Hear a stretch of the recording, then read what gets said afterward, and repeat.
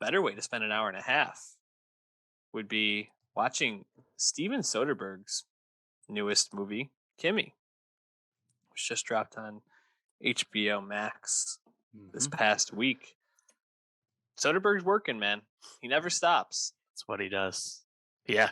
Since his hiatus ended, you're right. He does not stop. This is the third film in his 3-film deal for HBO Max, which in turn follows the 2 movies he had made for Netflix before that, and the 2 other movies he had made after hiatus ended, Unsane and Logan Lucky. So he's been fucking working, and honestly should really be celebrated for making kind of like that like mid-level adult drama that is becoming rarer and rarer in the film going marketplace these days. Soderbergh's really holding it down for Yeah. non-franchise, non-horror, non-comedy storytelling. So would I have liked to see these movies in a theater? Yes, but I'm not going to complain that they exist.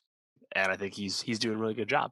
And Kimmy, definitely a movie that I actually didn't really know anything about it going in. I had kind of avoided like the log lines and stuff. We knew about it when No Sudden Move came out, but that was about it. Like we just knew his next movie has Zoe Kravitz in it. It's called Kimmy. That's kind of all we knew about it. And since then, I just avoided it. It's like, oh, it's going to come out, and I'll watch it. And uh, definitely, I think an effective movie that nails what it's going for, and I would definitely recommend it. Yeah, I would. I thought this was great. It's a pretty straightforward thriller, I'd say, but I Hmm. think this is one of the first movies that really acknowledges COVID as like an important piece to the plot. Zoe Kravitz plays Angela, this who works for this company. I forgot the name of the company. What is it? It's Amygdala. Right. Amygdala, and Amygdala is like Amazon created one of those voice activated Yes. computers in your home, Alexa, Siri type thing. exactly, called Kimi. And what sets them apart is that they have humans who analyze the vocal cues and try to make it smarter and better. And uh, Angela is dealing with agoraphobia, anxiety, trauma from past sexual assault. And all this has been exacerbated by COVID. So she hasn't even really left her house or her apartment in probably 2 years when this movie's taking place. The only real contact she has is with the guy across the way who she's hooking up with, played by Byron Bowers. Name is Terry. And so you see her dealing with these mental health issues that are exacerbated by COVID, and I thought that was pretty refreshing to see, and I thought it made a lot of sense for how the movie goes. I mean, in the end, if you didn't have COVID in, I think you still could have had the same plot, but it was like a interesting touch. And I thought the way the plot moves forward, where Angela, in reviewing some of these vocal cues, here's a uh, assault and a murder happen, and Hmm. tries to go about getting this to the authorities and the company covering it up, and kind of all the shenanigans from there. Really well done, and just like a really propulsive movie. Really, I thought captivating in the realness of it. Angela never really, I guess at the end she kind of has her like Rambo moment, so to speak, but up until the very end, it all feels very realistic in a lot of ways. So I really liked Kimmy. Wondering for you, did you feel like this is like Zoe Kravitz's best like movie Hmm. performance? Definitely her best in some time.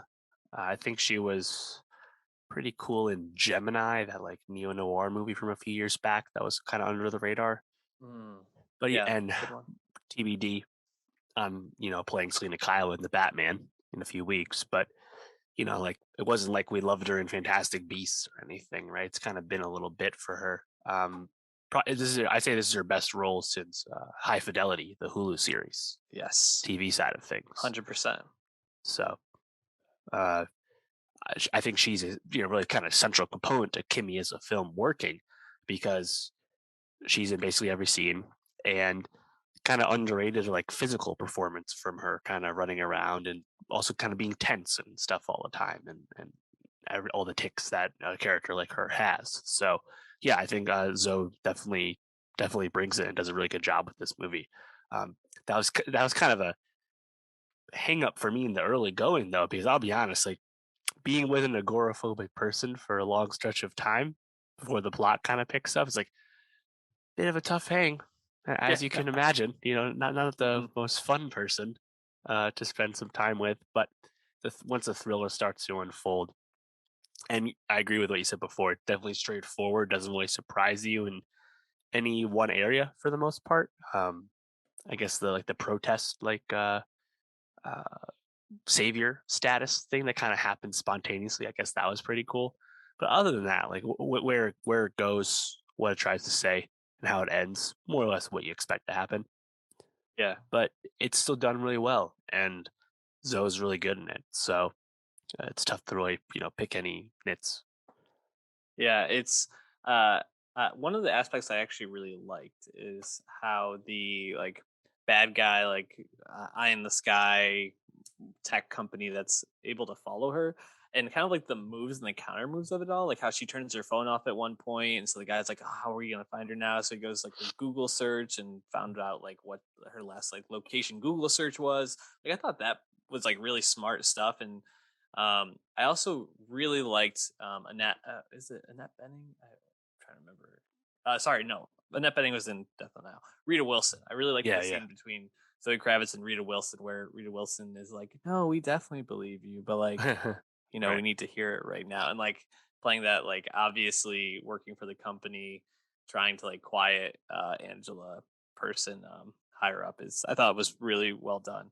So just some really like cool moments. I even liked the ending scene. I feel like Soderbergh has this real knack for like making these like pseudo realistic like ending action scenes. Like you think back to last year's like No Sudden Move, and like some of the scenes in that feel like outlandish but still like kind of set in realism in ways. He does that really well in my opinion. So lots to enjoy if you like Soderbergh. I don't know, not really much more I feel like I could say about it. No, I agree. I mean, I think just the whole last run of things he's done, they've all had something to say one way or another, even if most of them are, relatively modest. Kimmy, No Sudden Move, Let Them All Talk, High Flying Bird. I guess the Laundromat, I didn't really like that one too much, but the rest of them, I thought, yeah, he's been not only churning them out quickly, but he's not really losing anything in the quality department. I Not think at all. this is the last film in that initial HBO Max deal. There's no film currently in development from him. I'm sure there's stuff he's working on, but there might actually be a bit of a break for him, which he certainly earned. Yeah, for sure. One last note, and I was wondering if you caught this. Angela, while riding her Peloton, great song choice with no, Oxytocin, Billie Eilish, oxytocin. Jeez, yeah, I yep. was like, Dave's gonna love that music drop. So, um, And then Sabotage at the end by the Beastie Boys. always good to get sabotage in your movie.